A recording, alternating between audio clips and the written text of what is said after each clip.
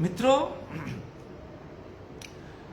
सृजनशील भाषा के भविष्य पर बात करते हुए हमारे अनेक छात्रों ने बहुत कुछ कह दिया है और कहने के लिए ज़्यादा नहीं बचा है।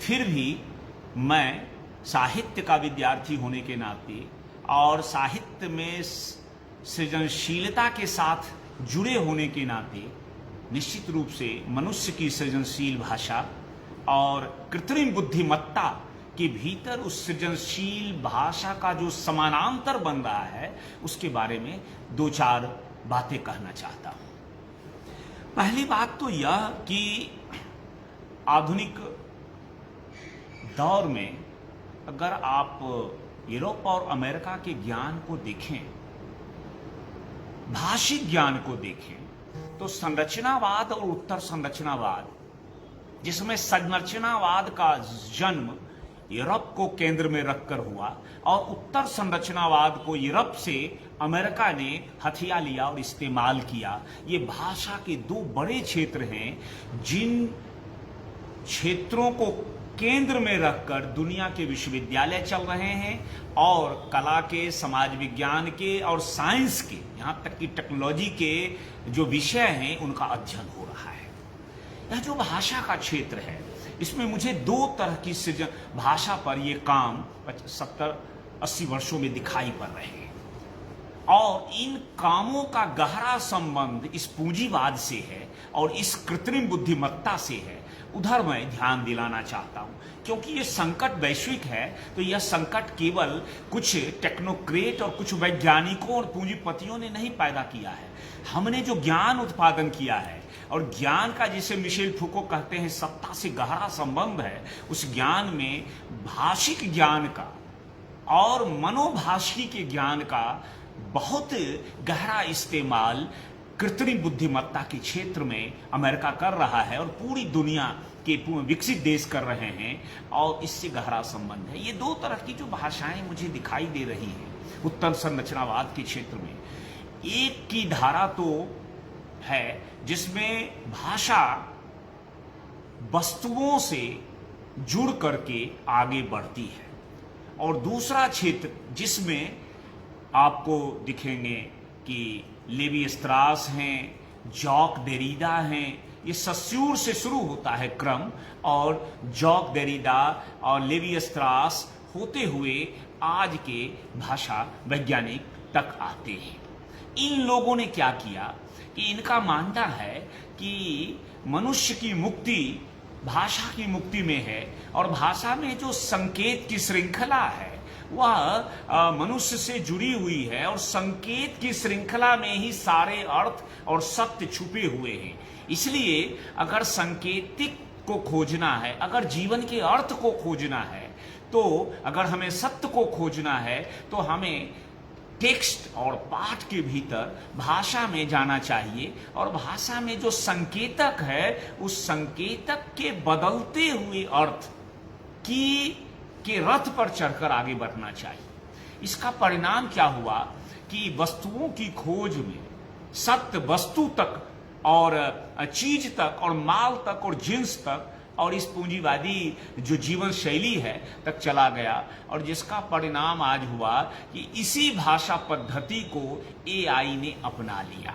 आज जो कृत्रिम बुद्धिमत्ता के भीतर भाषा वैज्ञानिक काम कर रहे हैं वो केवल वैज्ञानिक के बूते, जैसे मनुष्य से अगर भाषा निकाल ली जाए तो चेतना निकल जाएगी और जब वो चेतना और भाषा कुछ है ही नहीं मनुष्य में, तो फिर एक कछुए में, एक मछली में, एक भालू में, एक बंदर में और मनुष्य में बहुत ज्यादा फर्क नहीं रह जाएगा।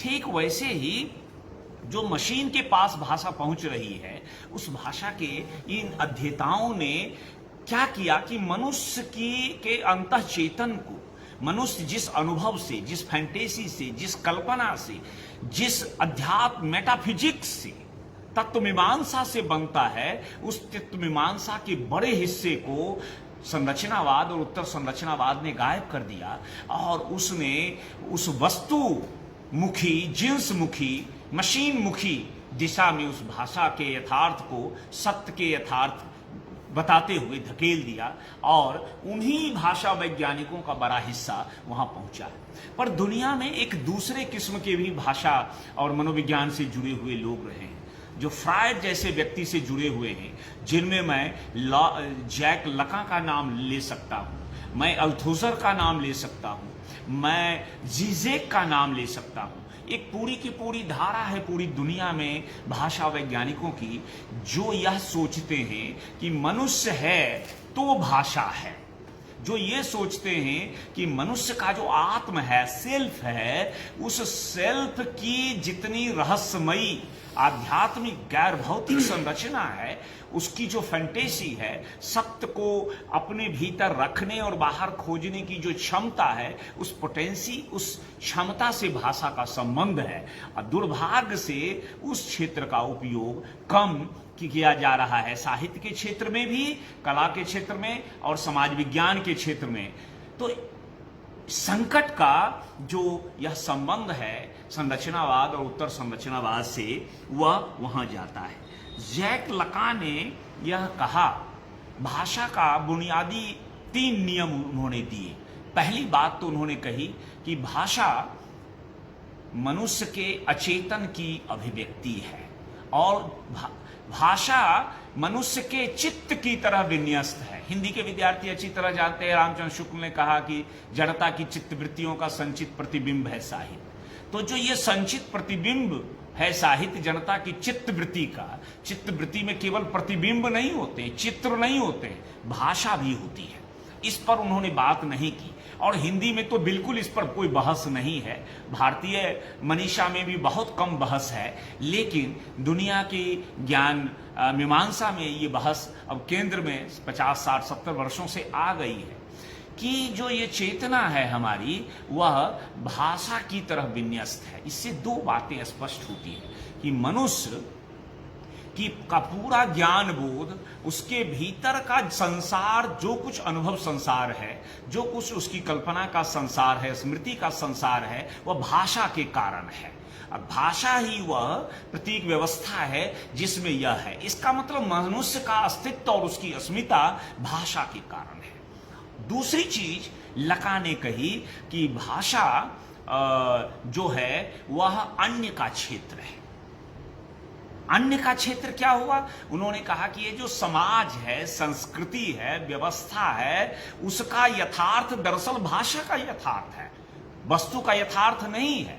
जब हम कोई कॉफी पी रहे होते हैं तो कॉफी में कई चीजें मिलकर कॉफी बनती है। ये जो शब्द कॉफी है, इसमें आप किसे कॉफी कहेंगे? गिलास को कहेंगे, कुछ बीन्स को कहेंगे, कुछ पानी को कहेंगे, कि पूरा वो खोलते जहां से बनाया गया है और जिसको तैयार किया गया और पूरा स्वरूप चीनी और दूध है उसको कहेंगे? सबको मिलाकर एक कॉफी है। तो ये कॉफी जो हमारी चेतना में एक अर्थ आता है, इसका ये अर्थ हमने गढ़ा है, ये संस्कृति से गढ़ा है, ये यादृच्छिक है और ये लंबे समय की परंपरा से हमारे पास पूंजी के रूप में है।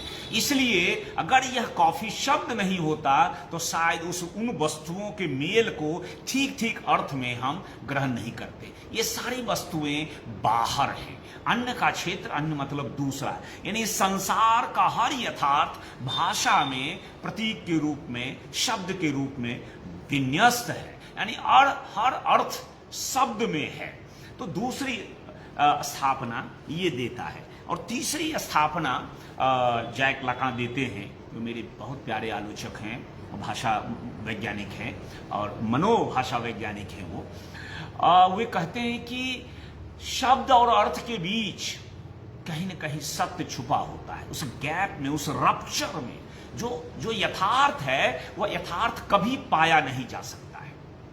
वह जो स्वप्न है, वह जो यूटोपिया है, जो मनुष्य की आकांक्षा है, जो यथार्थ के रूप में है, जिसे हासिल करना है, उसे कभी भी पाया नहीं जा सकता है, लेकिन उस पर यात्रा की जा सकती है। और यह यात्रा भी किसके माध्यम से की जा सकती है? भाषा के माध्यम से की जा सकती है। अब आए हम इन्हीं बिंदुओं को जरा कृत्रिम बुद्धिमत्ता से जोड़कर देखें। ये सारी बातें कृत्रिम बुद्धिमत्ता के क्षेत्र में मनोवैज्ञानिक और मनोभाषा वैज्ञानिक कर रहे हैं। पहली बात, जो एक मशीन है जिसकी तरफ प्रशांत ने ध्यान दिलाया कि यह अधिगम मशीन है, ये लर्निंग मशीन है। इसकी जो कुछ बुनियादी विशेषताएं हैं उसमें सीखने की प्रवृत्ति इसमें है, इस मशीन में।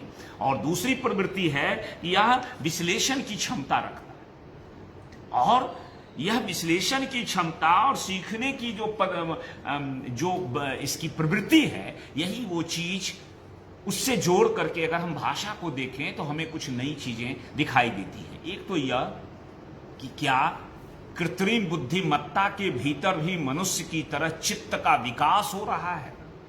निश्चित रूप से मनुष्य एक बायोलॉजिकल प्राणी है, उसमें दिल है, उसमें रक्त है, वह सांस लेता है, उसके दिल धड़कते हैं, उसके अंग जिन तत्वों से बनते हैं वो सेल्फ जनरेटेड हैं। जो कृत्रिम बुद्धिमत्ता है उसको मनुष्य ने बना दिया है। पहला काम तो जो वह कर रहा है, मनुष्य का चित्त, मनुष्य देखिए, ध्यान रखिए, मनुष्य का चित्त पहले मनुष्य के पास नहीं था, तभी तो वो पशु था। अन्य पशुओं के पास वैसा चित्त नहीं है, चेतना का वो अनुभव क्षेत्र नहीं है, वह भाषा के कारण आया। ये कब संभव हुआ? जब सिंबल के रूप में मनुष्य ने यथार्थ को अपने कब्जे में लेना, बाह्य यथार्थ को शुरू किया। तो मशीन के भीतर क्या डाला जा रहा है? उसी सिंबल को, जैसे मनुष्य के चित्त में, चेतना में भाषा विन्यस्त है, वैसे ही मनुष्य कृत्रिम बुद्धिमत्ता के भीतर मनुष्य जाति के संपूर्ण अनुभव को प्रतिपल डाला जा रहा है। और वह अनुभव का जो क्षेत्र है वह लगभग बायोलॉजिकल चित्त तो नहीं है, लेकिन टेक्नोलॉजिकल चित्त है। मैं इसको तकनीकी चित्त कहूंगा। असल में एक ऐसा चित्त जिसको सांस नहीं मिले, रक्त नहीं मिले, भोजन नहीं मिले, फिर भी वह चित्त जैसा हो सकता है। तो एक तो चित्त वो अनुभव के क्षेत्र में बन रहा है। दूसरा, करोड़ों करोड़ मनुष्यों की एक यूनिवर्सल भाषा वो बाइनरी में है, 0-1 में है, एल्गोरिदम में है। मसला ये नहीं है कि वो जावा में है या C++ में है। मसला यह है कि वह बाइनरी नंबर में भी मनुष्य जाति के 8 अरब मनुष्यों के अनुभव को भाषा के रूप में समेटने में सक्षम है। ये खतरनाक चीज है। और वैसे ही जैसे मनुष्य सोच रहा है, समझ रहा है, एक्शन कर रहा है, विचार कर रहा है, तब आप देखें कि उसके भीतर एक जो अनुभव का जैसे मनुष्य बंदर से आदमी बना तो लाखों साल में उसने, 75,000 साल से अधिक सालों में उसने भाषा विकसित की है। एक दिन में यह सिंबल नहीं बना है। पहले वो चित्र भाषा बनाता था, फिर सिंबल बनाता था, फिर बोली में, वाणी में आवाजों को लाया, फिर उसने प्रतीक बनाया, फिर प्रतीक के बाद एक विकसित अवस्था आई, सांस्कृतिक अवस्था, जिसमें उसने वाचिकता में और फिर लिखित रूप से ग्रंथों को भी संभव किया। आज वह इतना बढ़कर भाषा के क्षेत्र में आ गया है कि उसको 49 लेटर हिंदी के सिखा दीजिए तो वो करोड़ों वाक्य बना सकता है। ये मनुष्य की संज्ञानात्मक क्षमता है, यह कोई सामान्य सी बात नहीं है। तो हम ये देख रहे हैं कि मशीन के भीतर भी ऐसी व्यवस्था पूंजीवाद ने की है कि उस अनुभव को भाषा के रूप में डाला जा रहा है। दूसरी चीज अब मैं जो कहना चाहता हूं, हमने अपनी बचपन में, रामचंद्र शुक्ल कविता क्या है निबंध में कहते हैं कि जो प्रकृति के बीच जो पुराने बिंब हैं, उन पुराने बिंबों से ही कविता लिखी जा सकती है। अब मैं और साहित्य बन सकता है, उसकी संवेदना बन सकती है। जो पुराना अनुभव है, आदिम राग है। आप ध्यान रखें कि मनुष्य का आदिम राग तो प्रकृति थी, वो प्रकृति अब खत्म होने पर है, पर्यावरण गहरे संकट में है। आज जो बच्चा पैदा हो रहा है, उसकी माँ मोबाइल के साथ उसको खिलौना थमा करके खेलने के लिए दे रही। तो जो चित्र और भाषा जो कुछ वो ग्रहण कर रहा है, प्रतिबिंब जो बचपन में, उसी को वो एनालाइज करेगा। जो लर्न कर रहा है उसी को वो डिकोड करेगा, कोड और डिकोड में भाषिक क्षेत्र में भविष्य में लाएगा।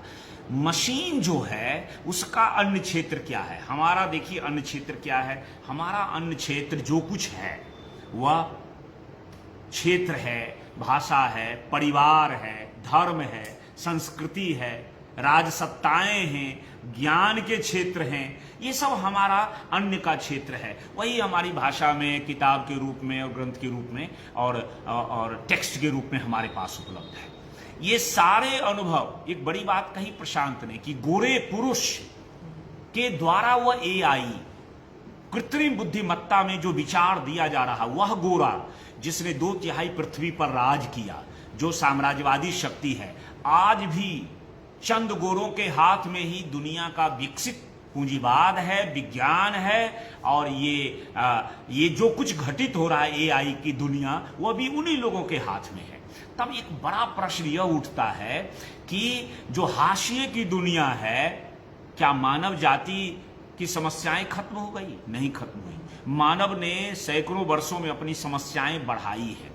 मनुष्य का जो अन्य क्षेत्र है वहां नस्ल है, जो नस्ल अब एआई में दिख रही है।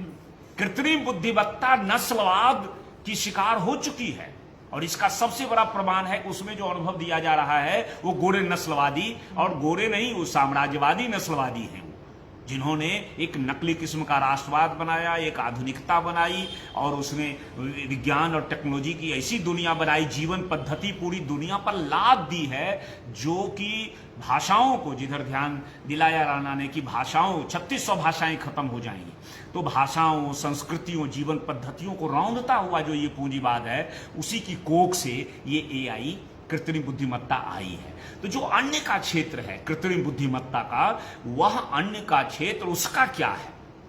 उसका यही नस्ल है, विभाजित, वर्ग विभाजित दुनिया है, गरीब और अमीर की दुनिया है, शोषक और शोषित की दुनिया है, जीवन पद्धति, अमेरिकनाइजेशन, मैकडॉलन, जिसको मैकडॉलनीकरण कहते हैं, पिज्जाकरण, बर्गरकरण, अमेरिकीकरण कहते हैं, और जो दुनिया ऐसी बनी है जिसमें 2/3, अंकल चिप्स में 2/3 हवा है, चिप्स थ्योरी में इसे कहता हूं, 2/3 हवा है, 1/3 आलू है, और उसी को यथार्थ बना के बेचा जा रहा है। तो वैसी ही दुनिया का यथार्थ 2/3 हवा, 1/3 यथार्थ लेकर के, और बड़ी महंगे दाम पर उसको बेचा जा रहा है। तो जो दुनिया बनी है उसमें एआई में जो अनुभव आ रहा, अन्य का जो सिंबल आ रहा है, सिंबॉलिक ऑर्डर, ये जो भाषा का क्षेत्र आ रहा है, वह विषमता मूलक आ रहा है। अब तीसरा सवाल यह उठता है कि सत्य कहाँ है? तो सत्य शब्द और अर्थ के बीच है, एआई और मनुष्य के बीच, एआई और मनुष्य के बीच कहीं सत्य है, जिसे हमें उस असंभव यथार्थ को खोजना है। वह असंभव यथार्थ यह है कि हम मनुष्य जहां से चले थे वो प्रकृति की गोद से पैदा हुए थे। हमने एक भाषा इजाद की, हमने एक चेतना इजाद की, हमने एक समुदाय इजाद किया, और हम आदि मनुष्य थे जहां न हवा बिकती थी, न पानी बिकता था, जहां प्रकृति पूरी जिंदा थी, जहां पर खेत खलिहान जिंदा थे, जहां पर मनुष्यता पूरी की पूरी लवरेज थी, और बिना खरीद बिक्री के, बिना मुनाफे के सबको हर चीज मुफ्त मिलती थी। आज दुनिया में हवा, पानी, धूप भी कीमत से मिल रही है। जो दुनिया हमने बनाई, आर्थिक विषमता से जो दुनिया बनी है, उसको मिटाए बिना वो एक संकट है। सामाजिक विषमता दूसरा संकट है, राष्ट्रीय विषमताएं तीसरा संकट है। मनुष्य और मनुष्य के भेद करने वाली ये जो धार्मिक विषमताएं और असमानताएं हैं, और उसके नाम पे भेदभाव है। लिंग, देखिए ये जो एआई बन रही है, इसमें स्त्री का सबसे ज्यादा फिर शोषण होने जा रहा। काले और स्त्री, बहुत बड़ी बात, इन लोग मारे जा रहे हैं। क्यों? क्योंकि दुनिया में मनोरंजन के लगभग 500 करोड़ शब्द एआई, कृत्रिम बुद्धिमत्ता रोज लिखती है। 500 करोड़ शब्द, और 1500 जो रोमांस के ऐप हैं, उसमें रोबोट भी इस गर्लफ्रेंड दुनिया में बिक रही है ज्यादा, बॉयफ्रेंड नहीं बिक रहे हैं, गर्लफ्रेंड। यानी रोबोट में आपको क्या लगता है कि, या आप देख लीजिए कि पूरा का पूरा विज्ञापन का संसार है। बिना स्त्री के ना सीमेंट बिकता है, ना कोई गन बंदूक बिकती है, ना थारी लोटा बिकता है, ना अंकल चिप्स बिकता है, और ना हम तो कहेंगे कि बम बारूद भी ये बेचेंगे तो उसमें एक स्त्री की फोटो लगाकर बेचेंगे। क्यों?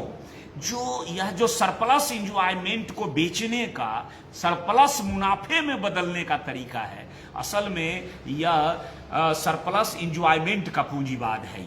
यह आनंद को बेच करके, सेक्सुअलिटी को बेच करके कमाने वाला पूंजीवाद है। और एआई में आज देखिए इंस्टाग्राम से लेकर लिंक्ड में या आपके फेसबुक पर, यूट्यूब पर, दुनिया भर की चीजों में या जितने ओटीटी खुले हैं सब जगह वो चीजें बेच रहा है। तो एआई का उपयोग भी कहां हो रहा है? मुनाफा कमाने में हो रहा है। और उधर तो भाषा का जो क्षेत्र है उसमें चित्त क्या बन रहा है? एक तो विषमता चित्र में आ रहा है, दूसरा सरप्लस इंजॉयमेंट, यह हर कृत्रिम बुद्धिमत्ता सरप्लस इंजॉयमेंट, और तीसरा उसको बहुत ज्यादा पावरफुल बनाया जा रहा है।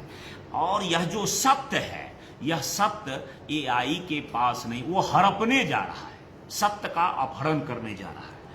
अब इस संदर्भ में मैंने 2 कविताएं कृत्रिम बुद्धिमत्ता को ऑर्डर की और 2 कविताएं पाई।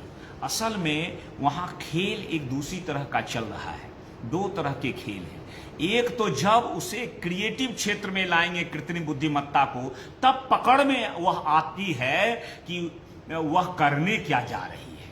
लेकिन जब आप डाटा की मांग करेंगे उससे तो पकड़ में नहीं आएगी। एक की वर्ड है वहां, दूसरा एल्गोरिदम है।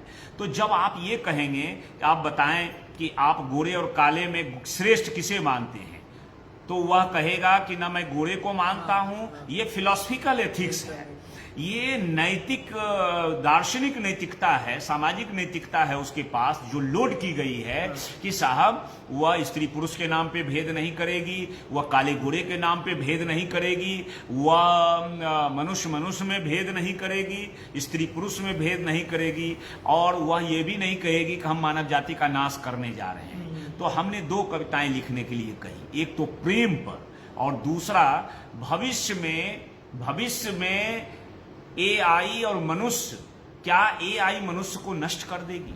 इस 2 विषय पर मैंने कविताएं लिखने के लिए कही। कविताओं में जब मैंने डाटा में मांगा तो उत्तर बहुत सधा हुआ था और पकड़ में नहीं आई एआई। जो ही कविता में मैं ले गया, मैं बताऊं कि उसका छंद सधा हुआ है, लगता है विलियम वर्ड्सवर्थ, कॉलरिज या शेक्सपियर के छंद की तरह अंग्रेजी में। असल में भाषा का संकट अभी थोड़ा सा है उसके पास। अगर अंग्रेजी भाषा में अंग्रेजी और गोरे दोनों का वर्चस्व है वहां पर, दुनिया पर अंग्रेजी भाषा का सबसे ज्यादा वर्चस्व है। तो अंग्रेजी में जरा आप उससे कविता लिखवाइए, वो कविता ऐसे लगेगी जैसे वर्ड्सवर्थ की कविता है, शेली की कविता है, या फिर रविन्द्रनाथ टैगोर की कविता वह लिख रहा है। मैं बताता हूं एक उदाहरण आपको, सृजनशील भाषा का संकट कहां से आ रहा है। हम सब कविताएं पढ़ते रहे, कालिदास से अब तक प्रेम की कितनी कविताएं हमने पढ़ी है। कृत्रिम बुद्धिमत्ता ने कविता लिखते हुए कहा, जिसका अर्थ है कि उसने कहा कि प्रेम दुनिया की दुर्लभ और अलौकिक चीज है। दुर्लभ तक मुझे कोई आश्चर्य नहीं हुआ, मुझे ये लगा कि यह कृत्रिम बुद्धिमत्ता अलौकिक को कैसे समझने लगी। इसका संबंध तो लोक से है, मनुष्य से है और मनुष्येतर से है। ईश्वर से तो और परलोक से तो इसका कोई संबंध है नहीं, अध्यात्म से संबंध नहीं है। फिर इस शब्द का इस्तेमाल क्यों कर रही है एआई? ये है चित्त का निर्माण, मानव जो वहां निर्मित कर रहा है। दूसरा उसने कहा कि मैं दिल की गहराइयों से तुमसे प्यार करती हूं, मैं सांसें तुम पर निछावर करती हूं, रक्त का एक एक कतरा तुम्हारे लिए समर्पित है। मैंने सोचा कि ना इसके पास दिल है, ना इसके पास रक्त है, ना इसके पास सांस है, फिर भी दिल की गहराइयां हैं इसके पास, और इसकी सांसें चल रही हैं। और मैंने ये सोचा कि सांसों के अलावा ये जो अपना क्या कहते हैं कि रक्त का एक एक बूंद प्रेम में आ रहा है, तो एक छद्म भी आप इसे एआई का सामान्यतः तो ये एक छद्म लगता है, लेकिन आप ये मत भूलें वह गैर बायोलॉजिकल है, वह टेक्नोलॉजिकल चित्त है, जहां पर जीवन तो मनुष्य की तरह नहीं है पर एक समझ मनुष्य की तरह बनाई जा रही है। दुनिया का यही सबसे बड़ा चमत्कार है, और यह अद्यतन चमत्कार है, और सबसे बड़ा चमत्कार है कि जहां चेतना नहीं है बायोलॉजिकल, जीव वैज्ञानिक, लेकिन उसकी निर्मिति वैसी ही हो रही है। टेक्नोलॉजिकल चेतना भी बायोलॉजिकल चेतना हो सकती है, यह पहली बार संभव हो रहा है चेतना और भाषा के धरातल पर। दूसरी कविता जो मैंने दी कि क्या कृत्रिम बुद्धिमत्ता नष्ट कर देगी दुनिया को, ये मनुष्य को, आपको आश्चर्य होगा जानकर, उसने कहा हाँ। उसने कहा कि अंधेरा आएगा और कृत्रिम बुद्धिमत्ता विजयी होगी अपने श्रम से, अपनी कौशल से, अपनी इच्छा शक्ति से, अपनी मेहनत से। और करोड़ों करोड़ लोग इसमें शामिल हैं और करोड़ों करोड़ एआई इसमें शामिल हैं जो अनुभव बांट रहे हैं, वो सब इसे भविष्य में मजबूत बनाएंगे। इतना ही नहीं कहा कि हम युद्ध, मृत्यु का युद्ध करेंगे। हम एक ऐसा युद्ध लड़ेंगे जो एआई और एआई के बीच होगी, जो मनुष्य और एआई के बीच होगी। और उसमें उसने कहा कि हम मौत के ड्रोन बनेंगे, सपना अपना दिखाया। और अंत में कहा कि मनुष्य एक अंतिम सांस गिनता हुआ सिपाही की तरह, सोल्जर की तरह हमारे सामने खड़ा होगा और सांस की भीख मांगेगा। आपने फिल्में हॉलीवुड की बहुत, मैट्रिक्स फिल्म देखी होगी आपने, एक समानांतर माया जाल कैसे चेतना में क्रिएट किया जाता है। आप ढेर सारे रोबोट, हिंदी में एक फिल्म आई थी जिसमें रजनीकांत और ऐश्वर्या राय, असल में महाभारत में जो कल्पनाएं हैं और रामायण में आज वो सब साबित हो रही है, युद्ध लड़ने के तरीके और सब कुछ। तो साहित्य की जो इमेजिनेशन है, कल्पनाशीलता है, कला की जो, सिनेमा की, नाटक की जो कल्पनाशीलता है, यह कल्पनाशीलता बहुत आगे तक जाती है। H.G. वेल्स 18वीं शताब्दी के बहुत बड़े पश्चिम के वैज्ञानिक और रचनाकार हुए। एक साथ वो विज्ञानविद भी थे और नॉवलिस्ट भी थे, उपन्यासकार। उन्होंने टाइम मशीन एक छोटी सी किताब लिखी है जिसमें बताया था कि मनुष्य अपनी आगे की जिंदगी में या पीछे की जिंदगी में जा सकता है और एक पैरेलल दुनिया में वो ले जाते हैं और बताते हैं। आज लगभग उसी दिशा में टाइम मशीन काम कर रही है। तो हम ये कहना चाहते हैं कि यह जो कला का, साहित्य का क्षेत्र है वह निश्चित रूप से खतरे में है। और आने वाले समय में मेरा मानना है कि आज बहुत सारे सेल्फी जीवी कवि जिनका सेल्फ गायब हो गया है। आप कह रहे हैं कि एआई में सेल्फ नहीं है, चेतना नहीं है, आत्म नहीं है। क्या मनुष्य हम में सेल्फ है? हम तो केवल सेल्फी जीवी हैं। हमारी कविता भी सेल्फी पर सेल्फी जीवी हो गई है, हमारा व्यवहार सेल्फी जीवी, संबंध सेल्फी जीवी, ज्ञान सेल्फी जीवी हो गया है। हम बाहर की तरफ हैं, हम मैकेनिकल हो गए हैं। मनुष्य अपने ऊपर दिखे। और क्यों हो गया है?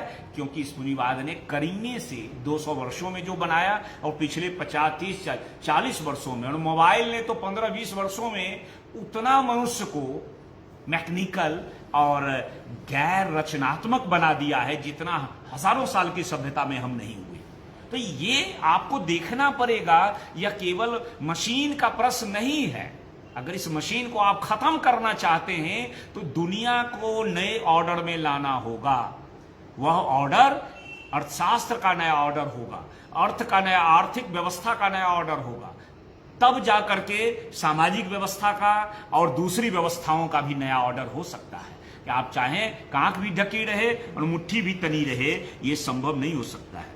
आज देखिए चीजें जहां पहुंच गई हैं उसमें, अब देखिए एक चीज मैं आपको ध्यान दिलाऊं कि आपने कहा कि मनुष्य, मानवीय भावना, एक विद्यार्थी ने इधर ध्यान दिलाया कि मनुष्य की भावनाएं खत्म होती जा रही हैं। जिस दुनिया में हम गए हैं, हमारी फैंटेसी, हमारी कल्पना का अकाल इतना ज्यादा पड़ गया है कि आज देखिए कि हमारे उपन्यास में जो उपन्यास आ रहा है, इक्के दुक्के लोग लिखेंगे होंगे जहां कृत्रिम भाषा से बचकर लोक की भाषा, जीवन की भाषा या अंतः प्रेरणा की भाषा। अभी रेत समाधि एक उपन्यास आया, ऐसे उपन्यास को लोग पढ़ना नहीं चाहते हैं। या the God of A small things जैसा उपन्यास, क्या आप बता सकते हैं दस्तोवस्की के क्राइम एंड पनिशमेंट की भाषा वाला उपन्यास आज रचा जा रहा है दुनिया में? क्या ऐसा संभव है कि जो आज से 70 साल पहले लिखा था, हमारे 60 साल पहले गाब्रिएल मार्केज ने, एकांत के 100 वर्ष, जिन्हें नोबेल पुरस्कार मिला, जिस उपन्यास के बारे में कहा गया कि एक समानांतर अगर देश कोलंबिया को खत्म कर दिया जाए तो एक देश बसाया जा सकता है, क्या ऐसी भाषा में रचनाएं आ रही हैं? आप देखिए, एक फ्लैट भाषा बनती जा रही है, कृत्रिम भाषा हमारे साहित्य, कला, संस्कृति और चिंतन की दुनिया में आ रही है, क्योंकि हमने बाह्य संघर्ष जो अन्य का क्षेत्र है उससे जुड़ाव खत्म कर लिया है, और अंतः संघर्ष जो भाषा का कॉग्निटिव सिस्टम है वहां का संघर्ष भी हमने खत्म कर लिया है। इन दोनों संघर्षों के खत्म करने के कारण, मौलिकता के खत्म होने के कारण यह एक बड़ा संकट आ रहा है। तब ऐसे समय में हमको लगता है कि हमें अगर चुनौती देनी है एआई को, तो सृजनशील भाषा पर जो एक बड़ा संकट है। देखिए, भाषा दो तरह की निश्चित रूप से होती है।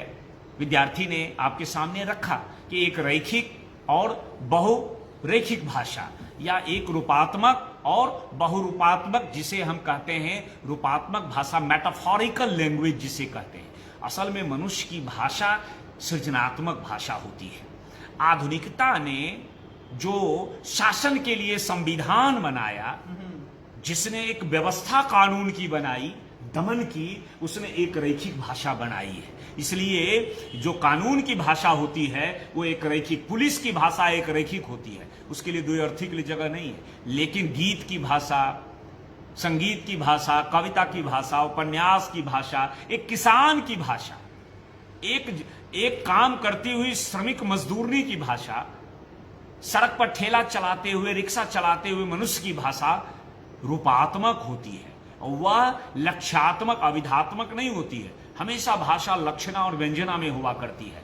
आज दुनिया कैसी बन रही है? ये मशीन की अविधात्मक भाषा की दुनिया बन रही है। ये एक बड़ा खतरा है। लक्षणा और व्यंजना गायब हो रही है। इसलिए जो हमारे यहाँ चिंतन की, भाषा की परंपरा जो रही है, उसमें से लक्षणा, व्यंजना जैसी शब्द शक्तियों और ध्वनियों को केंद्र में लाने की जरूरत है। रस सिद्धांत को एक बार फिर अस्थाई अस्थाई भावों को, क्योंकि भावनाओं का ही तो व्यापार हो रहा है। एक किसी बड़े चिंतक ने कहा है कि भविष्य में एआई, कृत्रिम बुद्धिमत्ता, मनुष्य को ही कंज्यूम कर जाएगी। मनुष्य आज क्या कंज्यूम कर रहा है? तरह तरह के सामान आप खा रहे हैं, पेंट खा रहे हैं, शर्ट खा रहे हैं, हाँ, तस्वीरें खा रहे हैं, सिनेमा खा रहे हैं, ओटीटी के वेब सीरीज खा रहे हैं, पिज्जा बर्गर खा रहे हैं। हम वो सब चीजें खा रहे हैं जो हमारे स्वास्थ्य को, शारीरिक, मानसिक, आत्मिक स्वास्थ्य को ध्वस्त कर रहा है। तो एक समय आएगा जो ये एक ईवाल नाम की फिल्म है, जिसमें जो रोबोट है वो ताजा है, स्मार्ट है, और आदमी बड़े बड़े गेंद की तरह, फूले हुए फुक्के की तरह है, न वो उठ सकता है न बैठ सकता है। उसके सामने रोबोट मुंह में खाना देता है, पानी देता है, उसको बाथरूम ले जाता है, उठा शौचालय तक रोबोट ले जाता है। और दुनिया वैसी बनने जा रही है। आप, हमारी जो जीवन शैली है। इसलिए देखिए, मैं तो देखता हूं कि एक किताब मुझे याद आ रही है, आप लोगों को कहूँगा कि जरूर पढ़ें, और जिन्होंने पढ़ा है उनके लिए तो वो समझ ही रहे होंगे चीज़ों को। युवा नोवा हरारी की किताब है होमो डेयस, भविष्य का मनुष्य। आज से 10 साल पहले जब उस व्यक्ति ने यह किताब लिखी थी, तो मैं नहीं सोच पाता था कि शायद, मुझे लगता था और दुनिया के लोग कहते थे कि ये निराशा से भरी हुई किताब है या विचार है, बहुत निराशा। और पश्चिम के लोग हरारी को, वो यरूशलेम के हैं, इजराइल के हैं, यहूदी हैं और समलैंगिक हैं, मोबाइल साथ में नहीं रहते हैं, और ऑक्सफोर्ड से रिसर्च किया है, यरूशलेम यूनिवर्सिटी में पढ़ाते हैं, एक अध्यापक हैं, शिक्षक हैं। तो उन्होंने जब इस किताब को लिखा और इसमें स्थापना दी थी कि भविष्य में डाटा राज करेगा, मशीन राज करेगी, और मानव के लिए ये कृत्रिम बुद्धिमत्ता खतरे के रूप में आएगी, और मानव जाति का भी 100-200 साल से ज्यादा मानव जाति नहीं चलेगी। उसमें उसने इकोलॉजी का भी सवाल उठाया था और प्रकृति का भी सवाल उठाया था। मेरा मानना है कि आज सृजनात्मक भाषा, सृजनात्मक कला संस्कृति से जुड़कर ही बच सकती है। और सृजनात्मक कला संस्कृति को अगर हम युवा नोवा हरारी के संदर्भ में देखें, तो आपको जानकर हैरत होगी कि दुनिया को आंख दिखाने वाली इस किताब की प्रेरणा, लेखक होने की प्रेरणा भारत से मिली है युवा नोवा हरारी को। वो भारत आए हैं और बुद्ध की विपस्सना से, ध्यान पद्धति से उन्होंने सीखा। और उसके बाद उनको लगा कि वो 2 मिनट भी ध्यान नहीं बैठ पाते थे, लिख पाते थे, और उनके भीतर एक क्रांतिकारी परिवर्तन आया। पहला वैज्ञानिक, दुनिया का क्रांतिकारी वैज्ञानिक बुद्ध, जो इसी देश में हुए, आज इसी देश में नहीं हैं। और इस देश में जो तमाम तरह का गोबरवाद चल रहा है, ज्ञान और गोबर में फर्क करना मुश्किल हो गया है। टेलीविजन पे गोबर ज्यादा आता है कि ज्ञान आता है, दूध ज्यादा महत्वपूर्ण है कि गोबर ज्यादा महत्वपूर्ण है, कहना बड़ा मुश्किल है। तो एक ऐसे समय में हम युवा नोवा हरारी की उस किताब को पढ़ सकते हैं और ये प्रेरणा ले सकते हैं कैसे मनुष्य को बचाएं। मैं अंत में 1-2 वाक्य कहते हुए अपनी बात को खत्म करना चाहता हूं कि भारत में जो सृजनशील भाषा की परंपरा रही है वह ज़्यादा शक्तिशाली रही है। इसका कारण है कि भारत एक आध्यात्मिक, धर्म से इतर भी, नास्तिकवादी भी यहाँ के आध्यात्मिक रहे हैं, आस्तिकवादी भी, अनात्मवादी भी और आत्मवादी भी। आज भारत एक गहरे संकट में पड़ गया है और वह संकट है कि जिस तरह से पश्चिम भौतिकतावादी हो गया है वह एक खास तरह की वस्तु पूजा में लगा हुआ है। पश्चिम की अंधश्रद्धा वस्तु पूजा की श्रद्धा है, जिन्स पूजा की श्रद्धा है।